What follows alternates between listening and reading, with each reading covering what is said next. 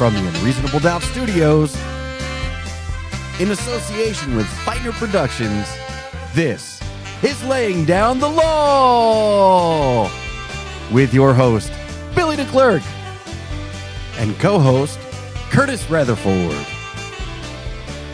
Featuring a jury of genius jokesmiths and paneled with the help of Publishers Clearinghouse, auditors from the firm of DCH Lottery Management, and selected by random draw from a hermetically sealed mayonnaise jar every Tuesday and Thursday at never. Only a madman would bring these people together to construct an entire virtual world of law and order, simply to tear it asunder with ruckus laughter. That madman is attorney Billy DeClercq. The result is a podcast blasted to the farthest reaches of the interwebs. That podcast is this one, and it starts right now. Welcome to Laying Down the Law, a comedy podcast hosted by me, the legal elephant of the comedy fishing pier, Billy DeClercq. And I'm Curtis Rutherford, the co-host of this podcast, the creator of Improv Beat by Beat, the audio interview textbook of improv comedy, the author of Laser Focus on SAT Math, the member of UCB improv teams Ghost and Megaplex, the improvised movie, and probably something else I'm forgetting. Well, today we have a returning guest. She's a Maryland native, award-winning voice artist, comic, and improviser, member of You're on Mute. She is Miss Tony Senator. Hello, I'm happy to be back again. Very excited. Great to have you back. Oh, sorry about that. Did I say more stuff? No, this was my fault. I have one thing I need to do, and I didn't do it because the next thing I need to do is another returning guest, a member of Ghost, married to a lawyer, a friend of Curtis, I think, and a relatively harmless hypnotist, Mr. R2 Nazareth. Hello. Happy to be back. And also not married yet. We're in that pre-phase called engagement. But it's been a long one, so all understandable. And the thing is, I knew that, but I'm so devoted to reading copy that I just read exactly nothing goes to the higher brain as I read. No, I wrote it that way. It's just, Christina got to me and she's like, put a little pressure on this guy. He needs to feel it. He needs to own it. And she appreciates that. And that's Christina Moore, past guest, and she is kind of like busy and important and not goofing around reporting podcasts on a Wednesday afternoon. Okay. Well, I'm thrilled to have you all here today. And before we get into the law stuff, why don't we take a break to promote our friends, family, products, and services that pay for this podcast, hypothetically. And we're back. Well, this week's doctrine is from the area of contract law. We've been doing contract law for the last few weeks. And Artun and Tony, since you haven't heard some of our prior episodes on contract law, and I'm sure you haven't listened to them because they haven't been released yet, contracts typically have a requirement that there be some kind of an agreement and an exchange of value called consideration. And we're doing the part of contracts where there is no consideration. There's been nothing exchanged in what do we do in those cases. So sometimes there can be reasonable value or other doctrines that replace the idea of consideration or replace the idea of a contract. This week's concept is called promissory restitution. And that's a big fancy word for saying you should probably pay for something good that happened before. And so in the cases that we're looking at today, something happened when there was no contract between the parties. And then one of the parties says, I'm going to pay you for what you did because it was so great. And then they later decide not to pay for whatever reason. And the person who did the good deed decides to file a lawsuit because you promised to pay me for this good thing I did with no promise of payment in the first place. Are you following me? So they did something good, and then after the fact, the other person was like, this is great, I'm going to give you $20, and then walked away and was like, I'm not giving him $20. I just said that because I was so impressed. Exactly. Going into it, there was no indication of payment. Nice. Exactly. It's like if you were like on the street somewhere and somebody like decided to pick you up and you thought they were your Uber driver, and then they take you to the airport, and then you get out and you're like, okay, thanks, I'm going to give you 5 stars. And they're like, I'm literally not an Uber driver. I just, saw you there and I thought I'd just drive you to the airport. And you're like, A, freaky, B, thank you, and I will pay you $75. Just, give me your Venmo and I'll just Venmo it to you. And then I decide not to. And so the would-be Uber driver's like, hey, you were going to pay me for this completely free ride to the airport. This will be a great episode for me because I feel like I'm always telling people like that was great. I should give you $10 for that. Like anytime Curtis does a great show, I'm always like, damn, someone should be giving this guy some more money. Maybe me. I haven't given Curtis a dime. So constant IOUs anytime I walk off the stage. Yeah. Yeah. Just the fact that the person mentions like, oh, I'm going to give you $20, that's legally binding. Well, it gets a little bit more complicated as it is the law, and we like to put a lot of fancy words on it. So there's this idea of fairness, they call it equity. So this idea that a promise to pay for a prior, the legal word being antecedent, just means before, contractual or quasi-contractual, meaning like there's sort of like a contract, debt, it can be a binding promise if it's in recognition of a benefit that was previously received, and it's necessary to prevent injustice. Okay, so there still has to be a benefit, so I still have to get something from it. Right. To kind of make it that kind of like contracty, hey, you give me, I give you type thing. Mm-hmm.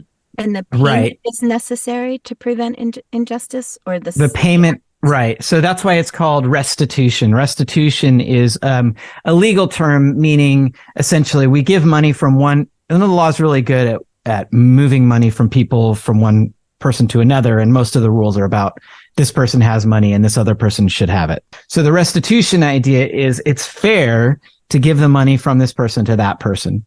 And so this idea to prevent injustice, otherwise it would be unfair. And then there's two exceptions to the rule.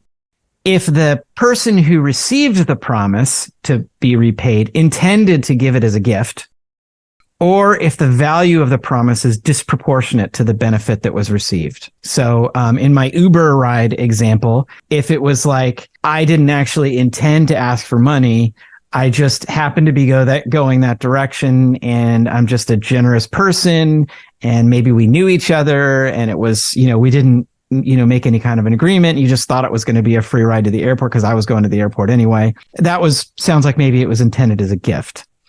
Or if the value is disproportionate, you get out of my Uber at the airport and you're like, I'm going to pay you $1,000 for driving me to the airport. Then the court might say, well, that sounds like it's a little unreasonable. An Uber to the airport's usually somewhere between $50 to $100. So, it shouldn't be that much.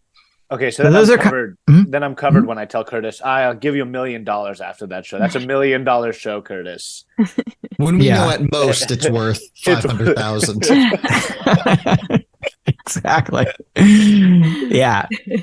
So those are kind of I'm paraphrasing from the Restatement of Contracts, which is basically a bunch of legal scholars getting together and saying, well, the law is a bunch of cases. We need to restate it in a way that makes less sense, but is shorter. So the Restatement of Contracts, Section 82 and 86, for those of you taking notes. So the first case of the week,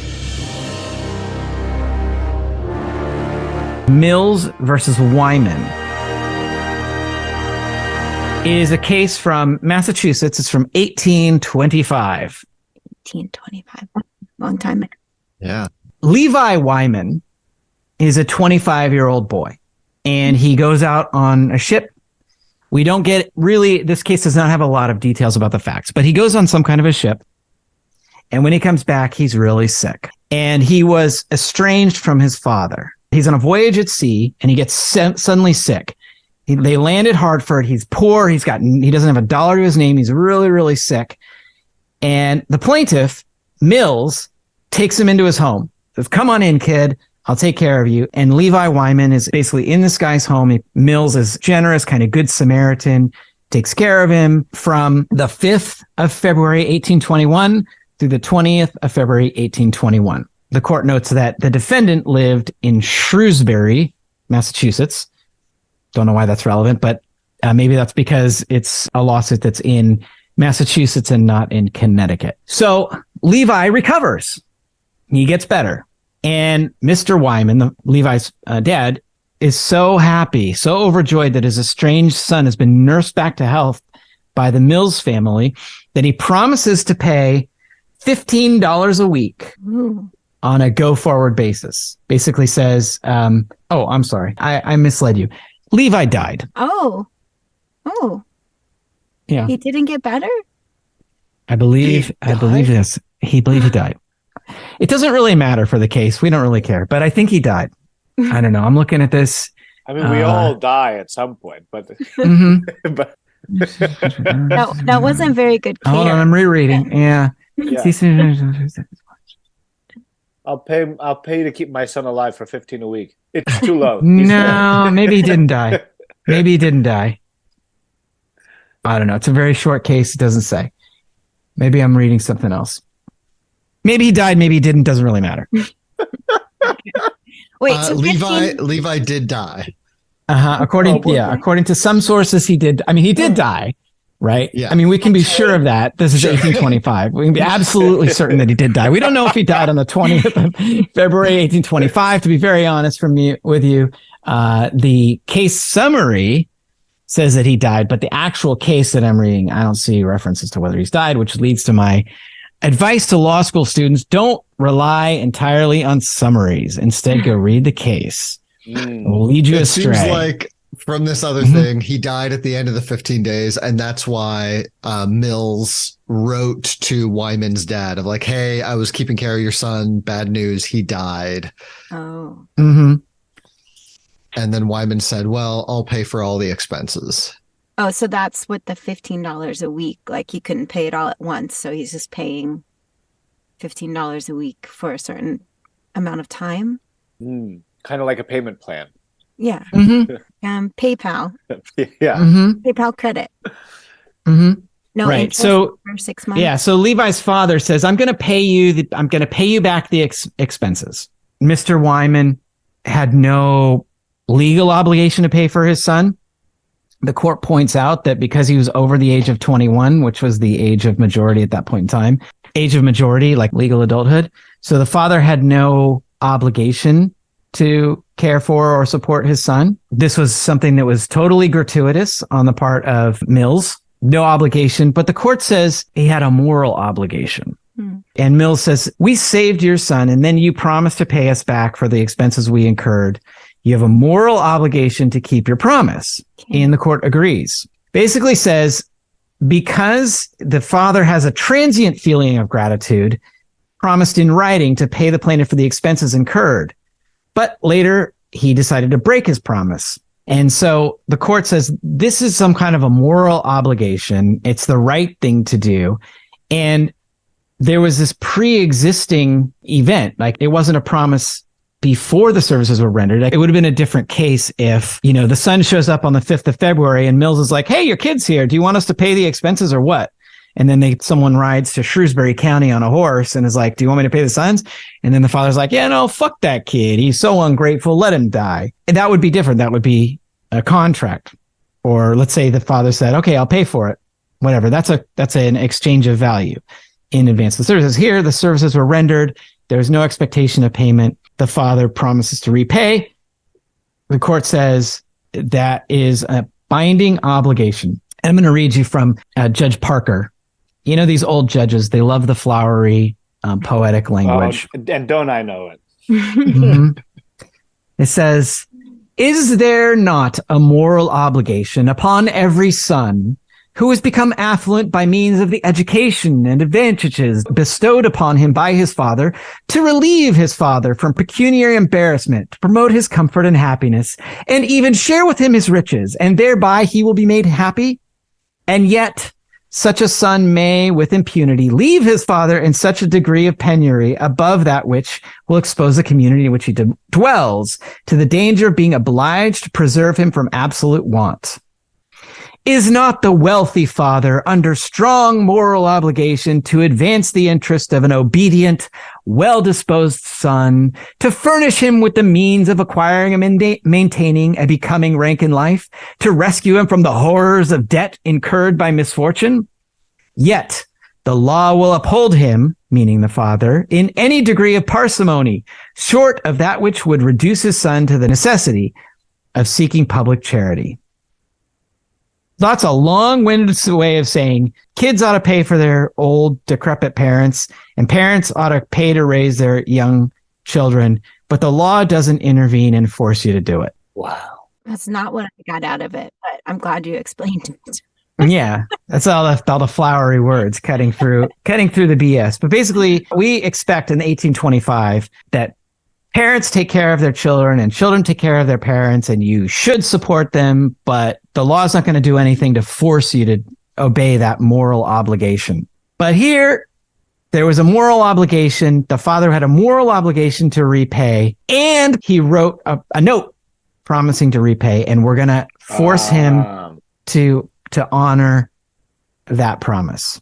So is the moral obligation important because of that kind of contract idea that somebody has to give and receive, or all of that stuff that we talked about on the last episode? Yeah. Because if I were just like some random person who was like, oh, hey, I heard you kept care of that sailor guy that was wandering around, I'm going to give you $15 for that. And then I decided, never mind. I would have no moral obligation. So in that case, the court would probably say, Curtis, why are you agreeing to pay for these random sailors? Mm-hmm.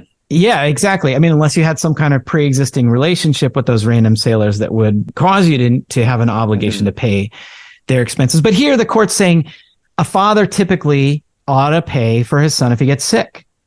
It's unjust. And as between Mills, who's the good Samaritan stranger who takes this boy in, and Wyman, the transitory generous but eventually cheapskate father, who should bear this expense? The father's got the moral obligation to take care of his son. He promised he was going to repay it. He wrote it down. Between those two people, someone's going to pay this. We think that the father should be the one to pay. There is something funny to me about Mills, like doing something so kind, like taking like this random sailor in, it seems, this random son, nursing him, and then the father's like $15. And it's not that you can't be a great person and then also then go like, I want my money and go to the courts. But there is a fun dichotomy there of like, my house is open to anyone, but if you promise me money, you better give it. Yeah, I think it's a really weird part of the case. Like, it's like, who is this dad who's like, yeah, I'm going to pay you back for your expenses. You know what? Not so much. Yeah, it's also crazy. Maybe he couldn't afford it though. Maybe that's why. Maybe he wanted to, but he didn't have the money. And it could be for Mills to, I mean, Mills did that without expecting anything. So what's the big deal if he never gets it? Yeah. But maybe once he heard that, like, oh, I'm getting $15 for this. I thought I was getting $0. Now I can finally pay back. Yeah, he bought a horse for the first time. Bought a new horse. And if he didn't use a payment plan for that, next thing you know, it's Plus, I feel like the son being dead is relevant. I mean, the father got a dead son. I mean, that's not. No, I Everybody think got something. I think so. Here's the thing. So let me just lift the curtain for a moment. In preparing for this show, I consulted two sources. One being a case brief summary site, the other being the case itself. And when I read the case brief, the summary suggested that the son had died. But when I read the case itself, it doesn't say that he died. And so I'm hopelessly confused because I don't know whether to follow the case brief summary or the actual case that I read, or if I'm missing something because it's so freaking hard to read these old cases. And now I'm under the gun on a podcast. So that is the truth. But I can tell you with absolute certainty that if he was 25 in 1825, he's dead now. And it had nothing to do with the decision. And so the moral of this story is, Billy, be more prepared. Ouch. I feel that. I do. That's actually kidding, barely passed law school, yet barely made it through. I'm usually prepared enough. It also sounds like this note played an important part. Like it seems like if a handshake agreement, or if you just kind of like say it, you'll do it, is one thing, but it seems like you need a little bit of hard evidence that some sort of promissory Restitution. Yes. restitution happened.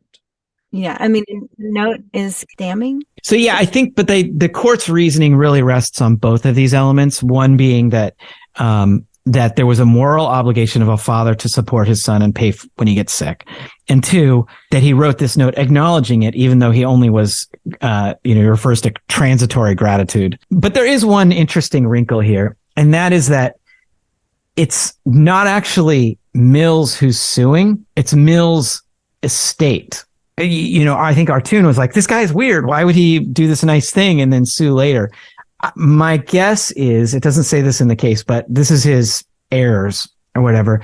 They've probably found this note in his papers. Again, kind of an assumption on my part. And then Mills' children or his heirs or whoever were like, hey, we should sue for this debt. We could get this money from this other guy, Wyman.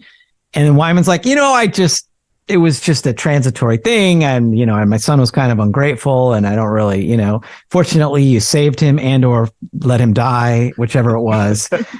She's Levi is Schrodinger's child, whatever. So I think that explains a little bit what's going on the plaintiff side, because it is not Mills, it's his heirs. I think the plaintiffs have a gambling problem, and that's why they want that $15. That's what I get out of it. I think that's fully possible and even likely. Our second case of the week, Webb v. McGowan, from the year 1935. Now this one, trigger alert, injury. And if you're specifically nervous about things falling from high places like anvils and the like. Any sort of Looney Tunes situations. Yeah, if you have a Looney Tunes aversion, this is going to be the wrong case for you. I'm always worried about an anvil falling on my head. Yeah. Mm-hmm. Well, this time you can be safe. It's not an anvil; it's a wooden block. Ooh. Oh, worse. Oh. So on August 3rd, 1925, both the plaintiff and the defendant were working for the W.T. Smith Lumber Company. Webb, he's the plaintiff. Within the scope of his employment, part of his job was to take blocks of wood and drop them on the ground below, sort of from the second story down to the first story. And so classic block dropper. Yep. That was his job. He was the block dropper. And he had this 75-pound block of wood that he was going to throw from the second floor onto the first floor when he saw McGowan directly below. So Webb, being something of a hero, somehow decided that he could divert the path of the 75-pound block of wood by holding on to it and literally falling with the wood to the ground below. What? So instead of letting go of the wood, which would have certainly injured McGowan, Webb holds onto the wood. He holds onto the wood and falls from the second floor to the first floor, taking the crushing weight of this wood on himself. I just saw a TikTok where a guy failed to hitch his boat correctly and then was trying to hold it back. And it's just a massive boat pulling this man. Like the caption was one of those, like, this guy thought he was stronger than a boat, but it feels like that. Like in the moment, you're like, I can pull this gigantic boat and keep it from rolling downhill. Yeah. The amazing thing that I'm like trying to picture this case. I can't understand this, but somehow this guy pulled it off. Like he hangs onto this wood, and I don't know if he like kept pushing it in midair or he had like was endowed with some kind of super strength. He's a professional block dropper as well. Yeah. It's true. It's true. It's a profession that's not as seriously followed today, but somehow he saved J. Greeley McGowan from getting injured. J. Greeley McGowan was overjoyed because it would have killed him. It says, according to the case, it would have either seriously injured or killed him. And McGowan was basically untouched. But Webb got seriously injured. He broke his right leg. Oof. The heel of his right foot was torn off and his right arm was broken. Oh. He was badly crippled for life and was unable to do any physical or mental labor. A heel being torn off sounds horrible. Yeah. That's like missing your elbow. That's a joke. Like, aren't you then missing the whole foot? Yeah, They did it you in just- Cinderella. yeah, that's true. In the original pre-Disney, I do recall that. It's pretty gross. Yeah, really gross. Yeah. I don't think All right. you'd lose your whole foot, just your heel. I mean, Right, it's just, but the I think it heel's basically, like that connector. I guess you still got a little like flappy guy at the end, right? But the heel is like the main thing keeping the He was base of the crippled foot for to the life, calf. Curtis. He was. I mean- crippled. I mean- So- Maybe the this is bone- 1925, folks. They don't have like plastic surgery. I'm pretty sure what they're saying is like the flesh of his heel was Yeah. torn from the bone. Okay. not Okay. the bone itself. Ooh. Let- In And a he's- word, he's dead too. He's dead. no, he is dead now. Yes. He didn't die from the injury. So this accident happened on August 3rd, 1925. On September 1st, 1925, McGowan obviously moved with gratitude for, Webb saving him from pretty certain death, promised that he would care for him and maintain him for the rest of his life, paying him $15 every 2 weeks from the date of his injury as long as he lived, Wow. Whoa. which he does do. Okay. McGowan paid that sum every 2 weeks until McGowan passed away on January 1st, 1934. So the payments continued until January 27th, 1934, and then they stopped. So So the caretaker, he said, "I'm going to pay for the rest of your life." He paid for the rest of his life plus another 2 weeks.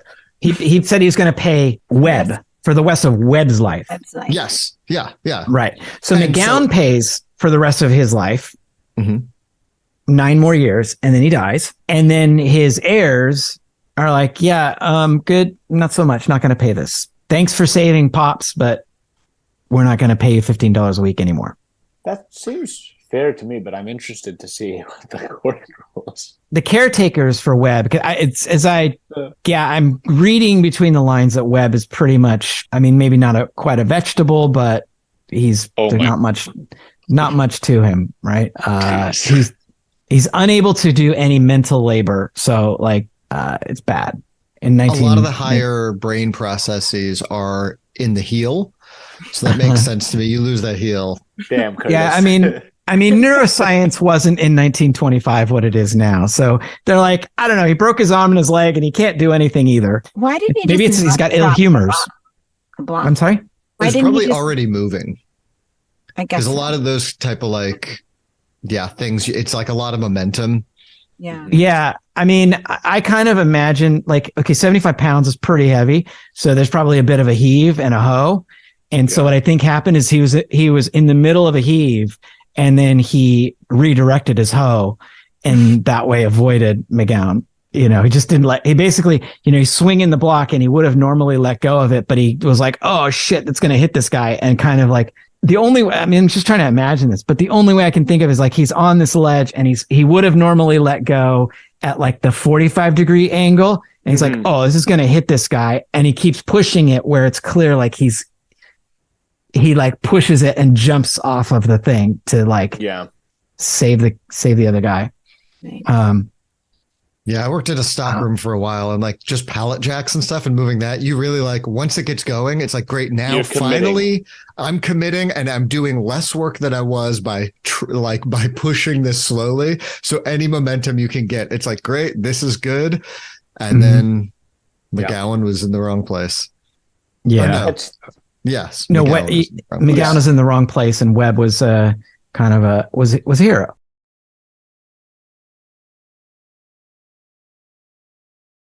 The heirs to McGowan say basically there's no contract here. We can't be responsible to pay out of the estate to this Webb to care for him the rest of his life. How funny is it that Webb ends up outliving McGowan anyway by at least a year? Because this is 1935 case, and McGowan died at the beginning of 1934. So at least another year. So there was basically they say there's no contract here. We don't have an obligation.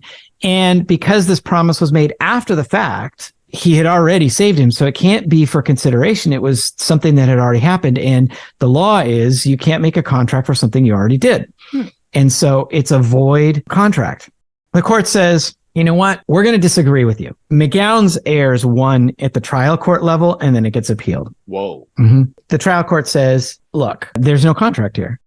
The appellate court says, that Webb rescued McGowan from death or grievous bodily harm, that was a material benefit to him, more than any financial support that he could have gotten. He became morally bound to compensate him for what he received. And in recognition of this moral obligation to repay him for saving his life, he wrote this up and said, I'll pay you. And he did that for more than 8 years. The court says, for example, let's say McGowan had been accidentally poisoned and a doctor administered an antidote and saved his life. Then McGowan said, okay, I'm going to pay you for giving me the antidote. That promise would have been valid. Similarly here, this guy saved your life. You promised to repay him because he basically crushed himself saving you. That's what you got, a moral obligation. You recognize it. You paid it. And that's going to be binding. It wasn't a gift by McGowan. It was payment for services rendered. And so therefore, the Court of Appeal says that was an error, and Webb's caretakers or whoever's suing on his behalf should be allowed to proceed to make McGowan's heirs make good on this promise to pay $15 every 2 weeks for the rest of Webb's life. By the way, the only problem with that Dr. Poison analogy is that Webb also dropped the block and then pushed it out of the way. So in this analogy, the doctor poisoned his patient and then said, don't worry, I have the antidote. And in administering the antidote, actually ends up taking a little bit of poison in himself in that blood transfusion. And so he's crippled both physically and mentally for the rest of his life. I feel like in today's world, the construction company would have been sued for not marking that area off limits. I mean, where's OSHA, right? Yeah. Yes. Exactly. Honestly. I where's the hard hats? Could a hard hat take a blow from a 75-pound? Not at all. Not from pretty sure it wouldn't. I don't think. Yeah. That's I mean, it seems like some vertebrae. Yeah, it seems like just pretty much an inherently super dangerous way of running a lumber mill. Like, okay, you're going to take these big 75-pound blocks and you're going to toss them on the floor below. And then we're going to put a pathway directly underneath. And you just got to watch out. But also, what do they do? Like those 70-pound blocks of wood, aren't they going to split apart when they're dropped to floor? Down? Yeah, I don't know. I do not understand this business model. Not a block anymore at that point. I would think it would just be like, I mean, I don't know. Yeah. I'm assuming this is what Mario Brothers was based on, like just these floating blocks. No, Donkey Kong. Oh, sure. Yeah. They look at some other cases in Webb v. McGowan. They cite Booth v. Fitzpatrick. A promise to repay for the past keeping of a bull, which had escaped from the defendant's premises and cared for by the plaintiff, was valid because the subsequent promise obviated the objection. So you got a bull, it gets loose, somebody else captures the bull and keeps it at their ranch, and you say, I'll pay you for saving the bull. Similar, it's a moral obligation that's made good by a contract. And here they say it's so much more because it's life and health. Also, the bull thing, very similar to the Wyman and Mills. Mm-hmm. My son has escaped to the sea. Oh, you watched him for a while, then he died. It's very, very similar. These people didn't ask for help. The plaintiffs just gave the help freely. So I don't understand why it's such an obligation of those people to pay that. I mean, I understand the moral part, but I just feel like you didn't help that person in order to get paid. You helped them to help them, right? So why should it matter if you get money for it or not? But then if you don't, you could pretty much always promise, hey, you did that, I'm going to give you $20. I'm going to give you $30, which also feels like a little bit of a breakdown of like, oh, great, I'm getting $20 from our tune. Let me start figuring out what fancy little coffee mugs I'm going to buy. Mm-hmm.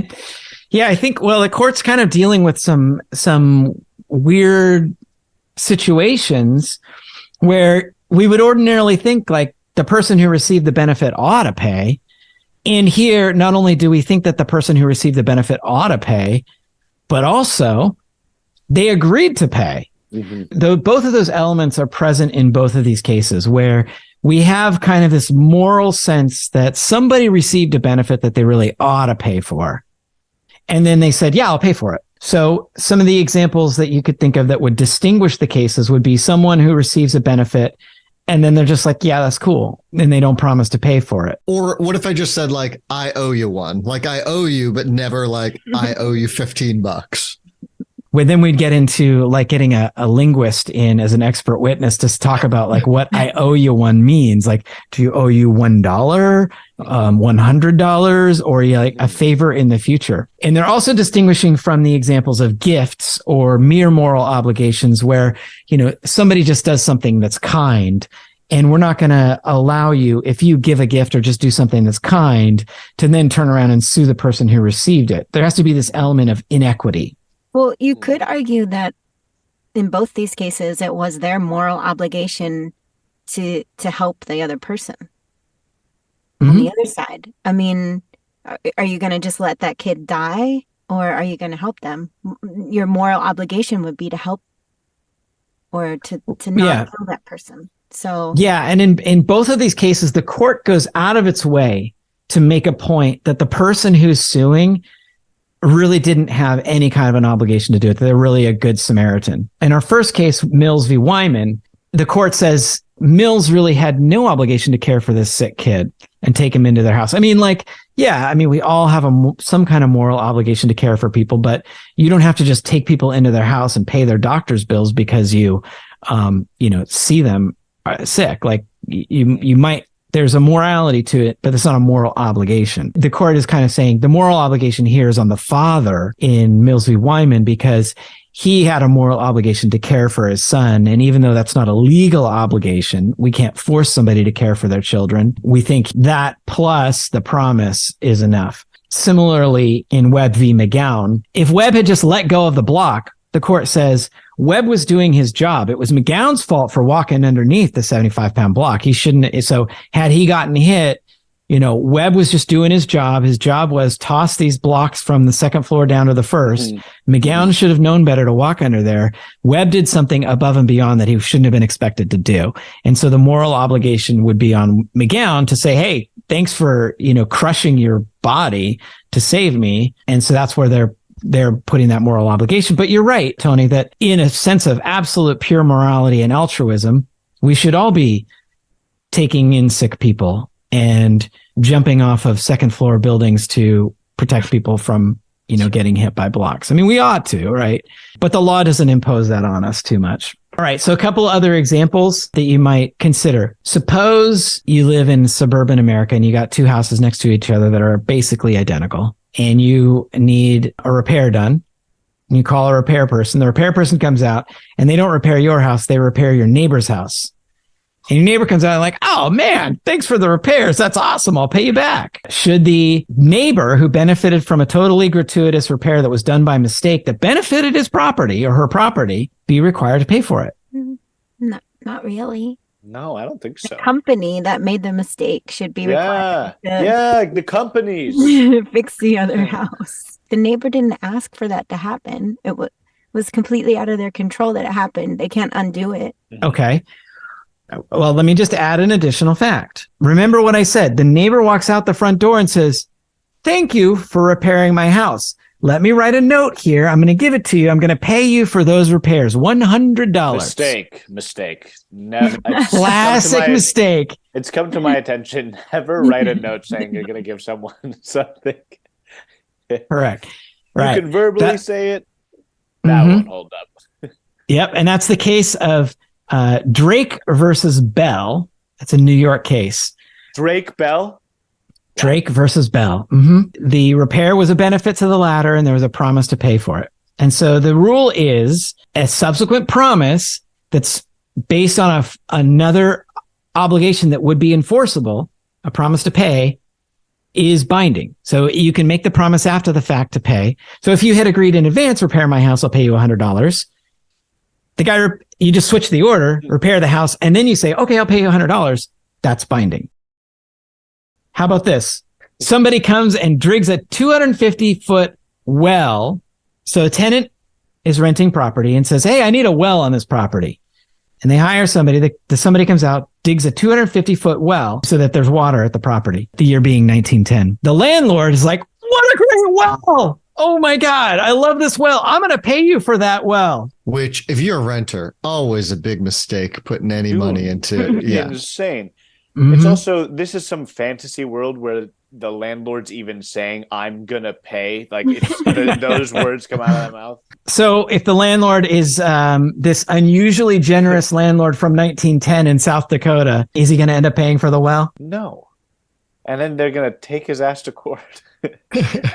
Right. I guess it's 1910. It's not so long ago, but I'm like, it's within the 20th century. I was like, so this house, just no water? Just there's no water for these people? 1904. I'm glad I didn't live there. Well, the landlord, being a landlord, said, that's a great well. I'm going to pay you $250 for it, but then didn't pay. And the guy who dug the well sued, and he was successful because the landlord benefited from the value of having a 250-foot well on his property and subsequently promised to pay for it. So in this case, it's Edson v. Poppy from the Supreme Court of South Dakota, 1910. Same outcome. A benefit to the promisor is the person who makes the promise, is enforceable when it would be unjust to hold otherwise, and they promise to pay for it. So, word to the wise, somebody does something to benefit you, never, ever, ever promise to pay for it. No. Say, Invite them over "Thank for you. a barbecue. Thank you. That was nice. Thank you. As soon as Send you him a invite little- me over for a barbecue, I'm going to say, I can't make it, but what is the monetary value of that Of barbecue the meat? barbecue. Venmo me that right now. I was gonna say, does this pertain to podcast hosts?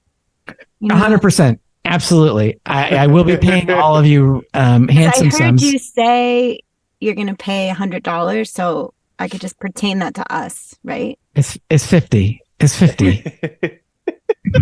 Please. No, I mean in the podcast, you're like, I'm gonna pay you $100. I can just like, Oh, you're going to like do some like editing yeah, together. exactly. Yeah. Yeah. Oh, I see. Oh, Yeah. crap. Oh, crap. Be like, Billy. Oh, this man. is I got messed binding. up on my. Oh, Curtis- God. Curtis is Horrible. going to take my out of context. I'm going to pay Curtis $1 million. I mean, he said it. Well, I'm a witness to that too. I Yeah. heard Right. This is all pre-deep fakes.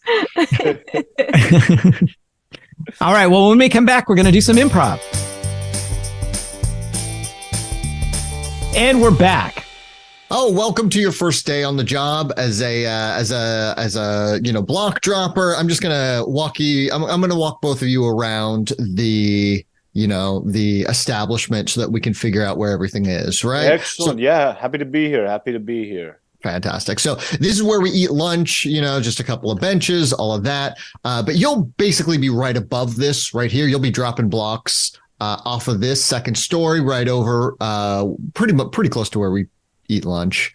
Hey, boss. I Yeah. hate to speak out of turn, especially since you being the boss, me being a simple block dropper.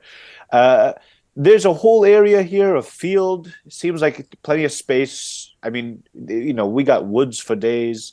We can have lunch there, maybe not, directly underneath where we're dropping blocks. And I'm just a simple block dropper.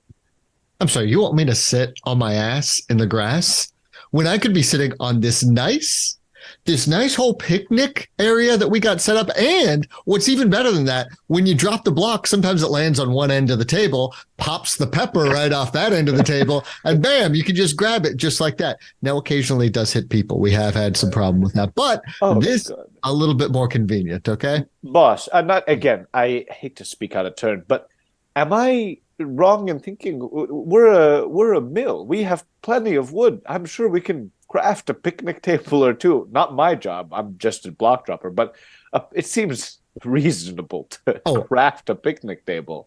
I'm sorry, we're a mill. Let's just let's just waste all of our supply. Of course, I forgot.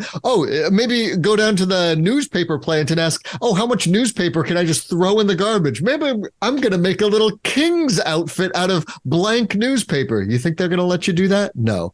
We have wood. You're right. Well, have what enough wood happens? What happens if someone gets hurt? Won't they sue the company, or what happens there? we have one rule. Anybody gets hurt, everybody closes their mouth for the next 24 hours. Nobody say nothing. Nobody agree to anything. It's called a quiet day. It's just, I transferred from the old block dropping company to this Of course. block dropping company, and they had like areas where you weren't allowed to walk, just to make sure that we felt safe dropping those blocks. I'm sorry. Where was this old block dropping company? Russia? This is America. It's a free country. You can walk where you want to walk. Okay. It was actually just down the street, like 5 minutes away. Okay. Well, down the street seems like a pretty terrible, un-American place to me. Okay. Now, if you want to walk right under the blocks, hey, I'm your boss. I'm not your mama. Okay. Hey, boss, look out! Ah, jeez. Oh, Ouch. Ah, Are you okay? God, that knocked my elbow right out of my. It's a lot of blood. It's a lot of. A lot of blood. Oh. Hey, you all right down there? Yeah, I know you're standing in the walkway, but I'm in the block dropping area and dropping blocks like I'm supposed to. My training is to just sort of toss the block without looking. I don't want to get hurt or nothing. Did you get hurt, boss? I'll accept it, okay? I'll accept it. I got And one also- flappy arm now. It's fine. And also, are you guys eating lunch underneath the block dropping area? Actually, we're training under the Kind of block looks like it. area. Training. Training. Okay, well, I'm just saying I got about 15 more blocks to drop, and this one I'm about to heave and hoe it. So just look out. Heave! Ho! That wasn't You all right? that wasn't much notice on that one. Oh, sorry. Yeah, missed me. I got to get through 15 more blocks by 5 o'clock, or, they're going to have my ass in a sling. So I got to course. keep it moving. Well, let's go over to the rest area, okay? The rest area is not underneath this block dropping area, so we'll be fine. I bandaged my arm up just a little bit. So the rest area is underneath this other block dropping area, okay? Well, we cut to a newspaper slowly spinning out, going 35 found dead at block dropping company.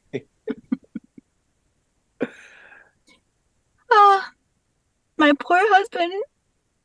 He was smashed by a block earlier today. Mommy, when Daddy coming home? Mommy, when Daddy coming? No, He's not coming home. Daddy not coming He's home. never coming home. Daddy not coming home. Oh, no, No, when is he son, coming home? Your father was moving a block. Yeah, Daddy, and go to movie decided- blocks. I know you like blocks, and You your like dad, blocks. yeah, and your dad moved a lot of blocks, and well, your father is a hero because he was moving a block and he just decided to fall with the block to save the young man that was underneath him, and now your father is gone. Where he go? Daddy good, Daddy good, Daddy great, Daddy hero. We love He- Daddy. We do Yay, love Daddy. Daddy. He went off Oh, he's so good. with your grandmother and grandfather and the rest of our family. He's gone. It's just us now. It's Well, just us. does that mean I have to get a job? I think it does. Okay, I'm really good at dropping. I drop blocks like Daddy. I go to Yeah. block dropping. I dropped my little block here. I'm so good at dropping blocks, You're an Mama. excellent block dropper. But I'm so good, just like Daddy, just Ow. like Daddy. Ah, jeez. I was just walking by. This block just hit me in the, oh my God, right in the eye. It was just a little block. It's okay. You'll be fine. We're mourning up here. Another block, Mommy. Look, Ah, my other eye. Jeez, who's that tiny voiced man dropping? Oh my God. You're doing a great job, son. You're just making me so proud by dropping those blocks. Just thank you, Mama. My 25th birthday coming up, and maybe I learn how to speak in 4 sentences then. it's okay. I love you just the way you are. You don't ever have to speak. I in have a full job. I have a purpose in life, Mama. I think we need to get you to drop even bigger blocks now, though. I'm Not the man just of the house. You are, sweetheart. You are the man of the house. I'm remarkably unmoved by my father's untimely passing. It's okay. You're a man. You don't have to have emotions. It's okay. I don't have any emotions. Okay. Okay. I guess that guy is okay. You know. He stopped talking, so maybe he dead or maybe he happy. I don't know. Either way is fine with me. It's okay with me. Okay. I drop another block. Yes, go ahead. I think you need the practice. Just try I have not a to sense meet of purpose anyone. now. Oh, it landed on my chest and brought me back. Oh my God. Oh, Oh my God, I'm back. Are you're okay? You're okay down there? Yeah, I think I'm okay. I'm okay. Thank you. Thank you so much. Okay, Well, I'm gonna maybe give you you. should just keep. Oh, I'm sorry. You were gonna give me. Oh, I was just gonna say I owe you big time. how I agree. much? Dollars. Mucho. I will say I owe you mucho. Mucho. What does mucho translate to? I owe you one. I owe you one good turn deserves another, you know? Okay, sure. I mean, I am really grieving right now. I don't know if one is enough, but I'll take it. Thank you, Okay. sir. Of I mean, course. we saved your life, so I think. We cut to Curtis going back to his house later that evening. Hey, honey, how was your day about strolling around today? You know, just another long day of strolling. I got a bunch of blocks dropped on me, but I died. I saw the pearly gates briefly. They goodness. definitely said I was not allowed in. And then luckily another block hit me, brought me right back to life. So I owe them one, but not a big deal. Wait. I mean, God bless. And I mean, I guess God not bless if you're not going up there. But it sounds to me like you said, I owe you one to them? Oh, yeah, Oh you know. my God. We're screwed. What? We're screwed. Not only are we screwed, our entire lineage from this point on, the dynasty of our children and their children will be screwed. We owe them one. It could be anything. It could be one lifetime's worth. I owe you one lifetime's worth of care and love and money. I owe you $1 million. I owe you 100,000 million little toys. It could be anything. You done? Oh, God. Oh, God. We talked about this. What did I say? Keep your stupid mouth shut, you said. Stupid mouth shut. Knock, knock, knock, knock. Oh, Oh no. I'm gonna. Okay. Hello. I guess. Yep. Hi. You're the guy that we saved your life earlier, right? Me and my That's the son. mister. Yeah, my gorgeous 25-year-old son. And we are kind of hungry, so we were thinking, since you owed us, maybe you could cook dinner for us tonight. I like tacos. For every night. I mean, since you owe us your life. Yeah, I like chicken tacos with maybe a little hot sauce, not too hot, some cheese. It's not too Tuesday, hot. so He has a sensitive tongue. yeah, So it's Taco Tuesday. That's why he talks so tiny. And also guacamole. Curtis, let's sidebar real quick. Curtis. Yeah, We'll see about that. Curtis, the only thing we can do now is we have to not only we gotta kill our two children and we gotta kill ourselves. Otherwise this will be terrible. This will be down the line. Yep. Okay. Well, I'm gonna pretend to start working on some guacamole. I'm gonna poison everything. I do have the antidote, but I will poison just in case. Great. God forbid they get a hold of that antidote, because then we could get ourselves in a whole nother twist. Yes. Guacamole, you say. Oh, I love guacamole. Oh, great. So you're going to make us some tacos? Yes. With my world famous guacamole recipe. Oh, you make it These extra are lumpy, sir. These are the best tacos in Shrewsbury, Massachusetts, 1925. That's right. You know what? Not a lot of people know about guacamole, and I'm glad you guys are hip. You guys are on top of it. Avocados are native to Massachusetts. You haven't seen them? They grow everywhere. Yeah, and this could be a prediction. They go extinct, and then nobody realizes that avocados were actually native to Massachusetts That would be for all of time. It would be crazy. That It would be happened. crazy. Crazy. Well, let me get working on that right away. It's so kind of you to be making us dinner, after I lost my husband, he lost his father. Of course. We're going through a lot of stuff. Yeah, And then I lost my life. And we saved it. We saved your life. Sure. I mean, you're indebted to us forever. I think that's what that translates to. Is Daddy coming over for guacamole? Also? No, sweetheart. I explained to you, Daddy is gone. Oh, you mentioned his name, so I thought maybe he coming. No, I mean, I did tell you he was smashed by a wooden brick, and wooden block, and he's gone, not coming back. This guacamole is very good, but I don't feel very good anymore. I'm feeling a little bit not good. Oh, here. Maybe your mother should try some. Curtis, sidebar real quick. I didn't realize we don't need to poison ourselves. We can just kill these two people, and that's it. It's so much easier. It's so much easier. So Oh my God. let's go down. Why don't we just do that? Yeah. Great. I am actually allergic to avocados, so I'm gonna pass on the guacamole. But Well, maybe you should kiss your son on the mouth real quick. Maybe you should, just because he seems to be grieving. Nothing like a little kiss on the mouth. That helped me feel better. Oh, it's very good. I mean, we don't do mouth kisses in our family. Not even a grief kiss? Not even a grief kiss? But I'll hug him and comfort him, though. Oh, baby, Okay. it's okay. You'll feel better. You can make it. It's okay. We do have the saying in Shrewsbury, you can't get over grief without a little tongue.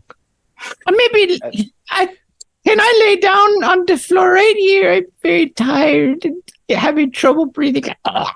Someone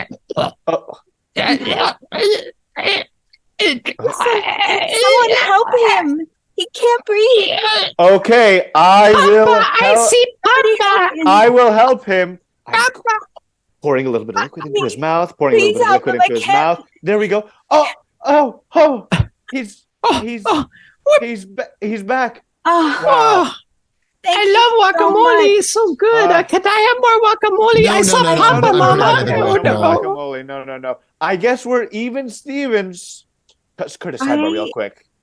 Curtis, this was even a better idea. Now we don't need to kill anyone. We're even. I covered your debts. You see, this is why. What do I tell you? Keep your mouth shut. Keep your mouth shut.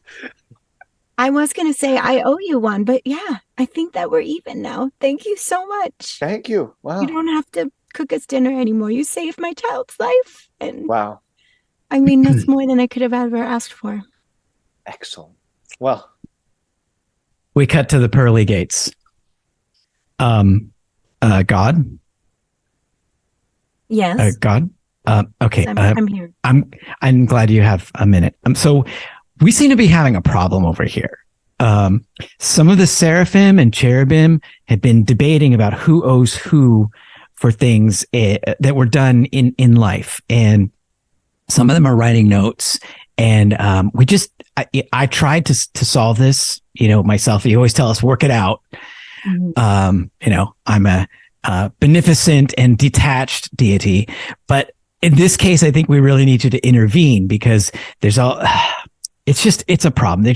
People are going at it fisticuffs and saying they've been promised things and that they should be repaid for their good deeds and whatnot, and this and that and the other.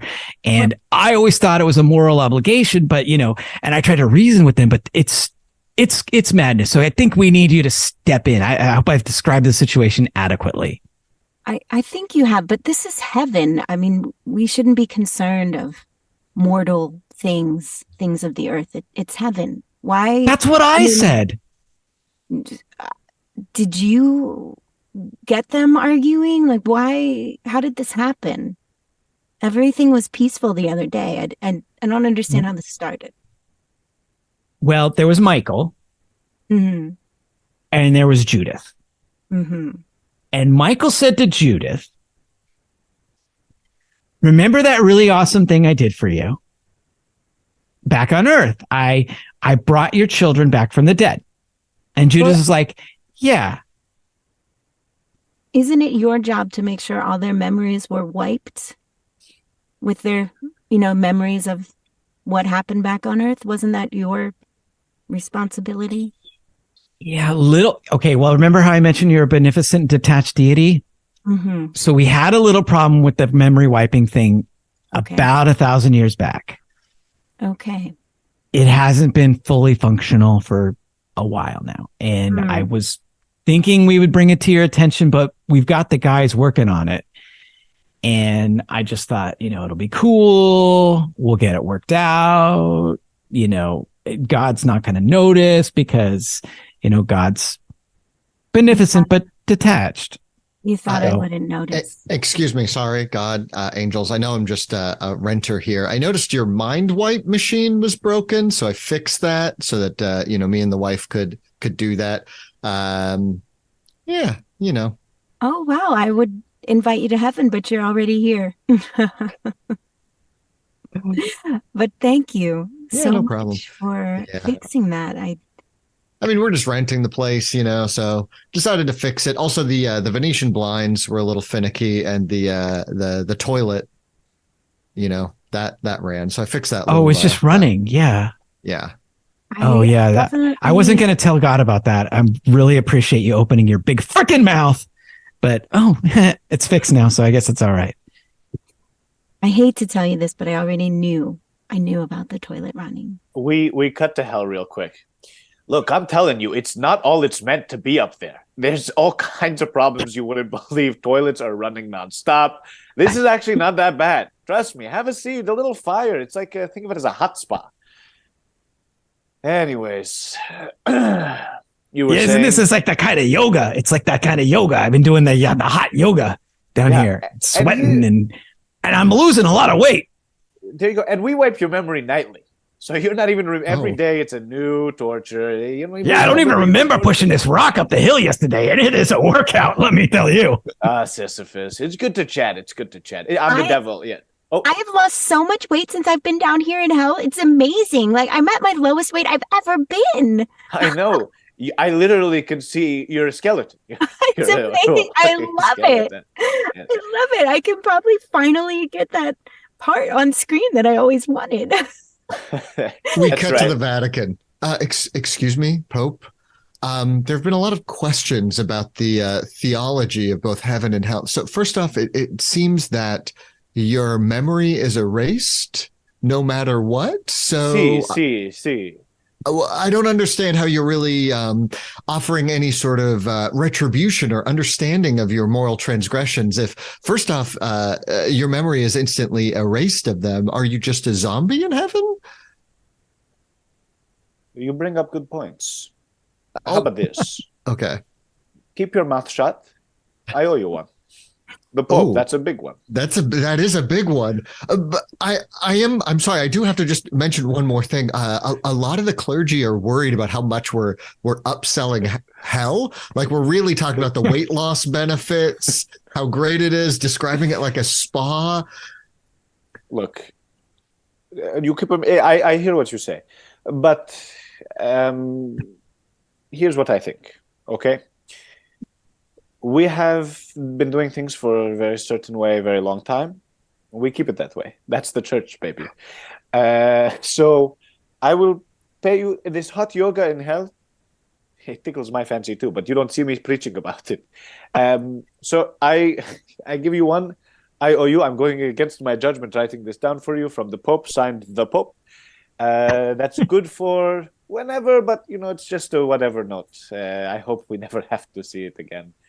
And hell, it's not bad. I mean, heaven, excuse me, not bad, but the prices have been skyrocketing. And all those houses up there, and what do you want me to say? I have direct communication with God, and she's been very finicky recently. Even as benevolent, but finicky.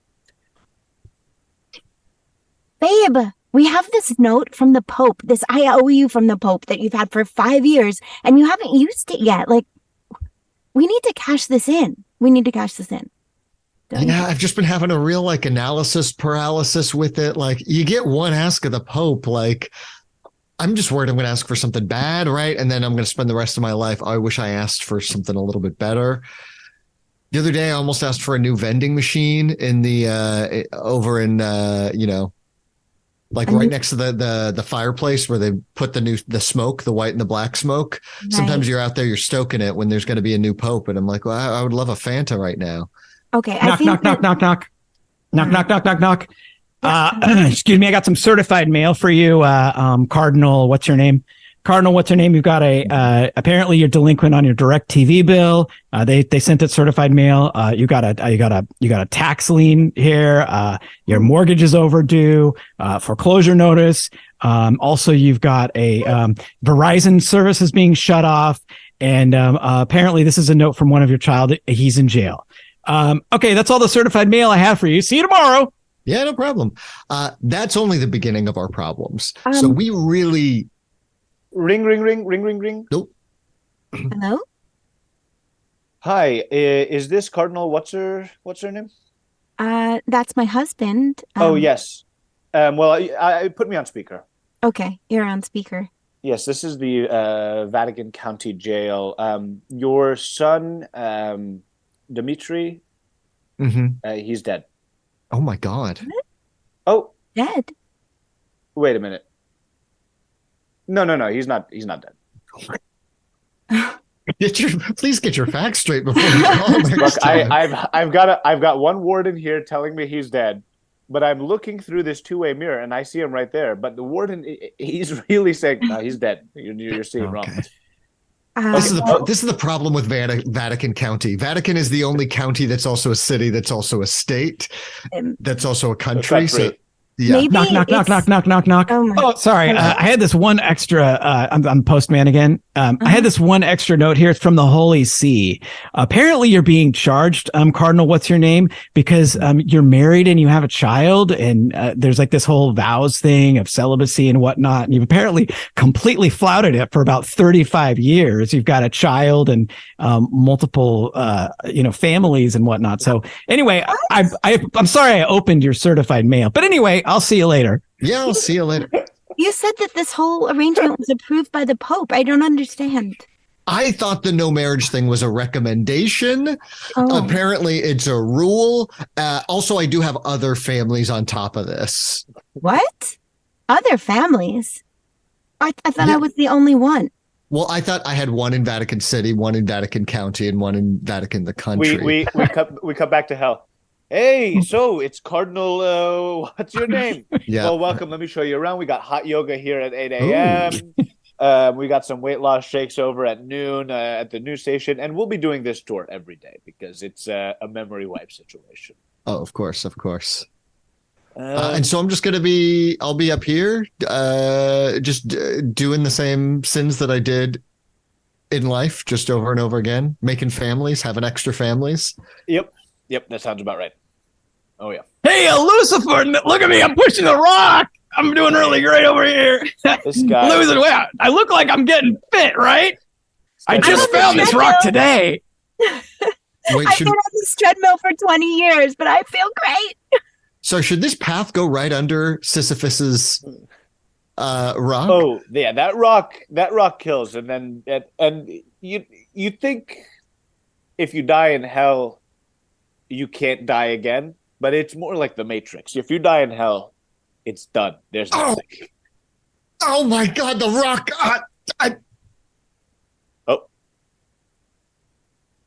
Welcome to second hell. Welcome to second hell. Who's ready to get into shameless self-promotion? I am. Oh, fantastic. Tony, where can people find you? You can find me on Instagram, Tony Senator. Basically anywhere, Tony Senator. TonySenator.com, Tony Senator on Twitter, although I really don't tweet at all. And Instagram, Tony Senator. Just remember that name. And it's Tony with an I and Senator with an E. That is correct. I probably have some shows coming up on the second Saturday of each month. Also, I am in a game called Memento Mori, and I can't find my character, so please play it and then let me know when you get to the character whose name is Cerberus. Did I say that right? I think so. Is it Cerberus, like the Hound of Hell? Sorry, Cerberus. Cerberus. Yeah, but she's not a dog. She's a witch. They're all witches. It's an all Is she named after the hedge fund or the Hounds of Hell? The three-headed dog Hounds from of Hell. I think Yeah. Hounds of Hell. All right, so Cerberus, and what's the name of the game again? It's called Memento Mori, and you can play it on your phone. Oh, on the phone. Okay, it's a phone game. Okay. Mm-hmm. I don't know how to do that, but I'm sure that other people do. Artoon, where can people find you? You can find me on all socials at Artoon Cartoon. I do stuff there. You can also, if you like podcasts, and hopefully you do since you're listening to this one, you can listen to the Age Old Question podcast, where me and Christina, previous guest of the show, my fiance, watch every single Nicolas Cage movie and break down if he's the greatest actor alive. Okay, and by the time this podcast is released, you will be married. And that podcast is Cage Old Question, and that's Christina Moore. All right. Yes. Curtis, where can people find you? I am actually Curtis on everything. If Elon Musk's Twitter is still around, I'm on that. If there's a new social network, I'm probably on that as actually Curtis. If we all trade recipes in real time and that's the new social thing, sure, find me on that. All right, and I'm Billy DeClercq. I'm currently at Max Headroom-esque on Twitter, but I've also squatted on the handle at Comedy Lawyer on every social network I can find. So maybe by the time this comes out, I'll be at Comedy Lawyer, assuming I figure out how to work social media. That's our show.